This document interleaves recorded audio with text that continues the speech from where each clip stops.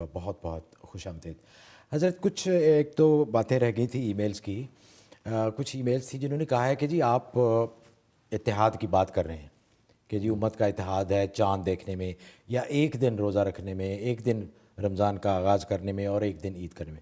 وہ کہہ رہے ہیں کہ اس میں کوئی ایسی بات نہیں ہے کہ اگر لوگ مختلف علاقوں میں اپنی لوکل مون سیٹنگ کر کے ایک دن یا اگلے سے اگلے دن عید کر لیتے ہیں تو اللہ کا امر ضروری ہے۔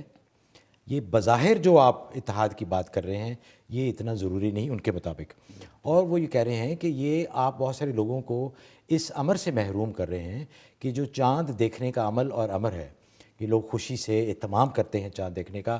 اب لوگوں کو 5 گھنٹے 7 گھنٹے 8 گھنٹے ڈپینڈنگ کہ وہ کہاں پہ رہتے ہیں، سعودی عرب سے اطلاع گئی، اب کون جائے گا چھت کے اوپر، یا کون بچوں کے ساتھ یا فیملی کے ساتھ چاند دیکھنے جائے گا؟ تو کہتے ہیں آپ اسے بھی محروم کر رہے ہیں۔ تو یہ کوئی گلوبل مون سائٹنگ اتنی ضروری نہیں ہے، اس سے اتحاد یا انتشار کا کوئی تعلق نہیں ہے۔ بڑا اچھا آپ نے نقطہ اٹھایا۔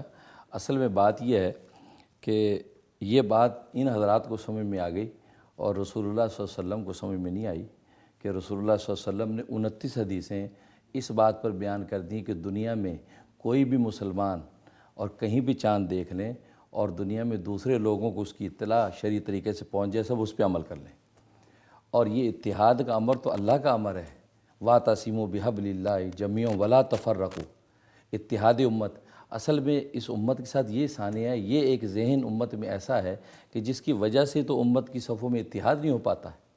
اور نبی پاک صلی اللہ علیہ وسلم نے اتحاد کو اس قدر اہمیت دیا ہے کہ آپ نے تو پوری دنیا کا ایک ہی چاند قرار دیا، اور 29 حدیثوں میں پوری امت کو خطاب کیا ہے کہ پوری امت جو ہے اس کو کہا ہے کہ کہیں بھی چاند نظر آئے پوری امت اس کو فالو کرے گی۔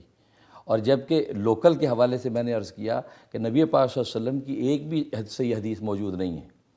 اب آپ یہ بات نبی پاک کو سمجھانا چاہتے ہیں کہ نبی نے امت اتحاد کی اہمیت نہیں دی؟ اللہ نے اتحاد کو جس قدر اہمیت دی ہے پورا قرآن بھرا پڑا ہے۔ نہیں، اصل میں وہ یہ کہہ رہے ہیں کہ اس سے انتشار نہیں ہوتا۔ نہیں، میں بتاتا ہوں۔ اصل میں بات یہ ہے کہ نبی پاک صلی اللہ علیہ وسلم نے عید کو خوشی کا دن فرمایا ہے، خوشی کا دن فرمایا ہے، ٹھیک ہے۔ اور ہمارے اکابر نے اس کو ملی اور قومی تہوار لکھا، مفتی اعظم پاکستان مفتی شفیع صاحب نے لکھا، مولانا مظہر النعمانی نے معروف حدیث میں لکھا کہ یہ ملی تہوار ہے۔ اور آپ جانتے ہیں کہ خوشی کے جو تہوار ہے اس میں یونٹی جب تک نہیں ہو تو وہ خوشی نہیں رہتی۔ جی بات اچھی۔ باب عید سے ہے، دوسرے روزے سے، لہذا اصل میں یہ وہ ذہن ہے کہ جو امت میں اتحاد ہونے نہیں دیتا۔ اور نبی پاک نے عید کو جو ہے خوشی پہلے فرمایا ہے کہ یوم فطر یوم اکل و شرب و بیال، کھانے پینے مزے اڑانے کا دن ہے۔ تو عبادت کا عنصر تو اس طرح داخل کر دیا کہ آپ اللہ کے حضور سجدہ دے کے اب خوشی منائیں۔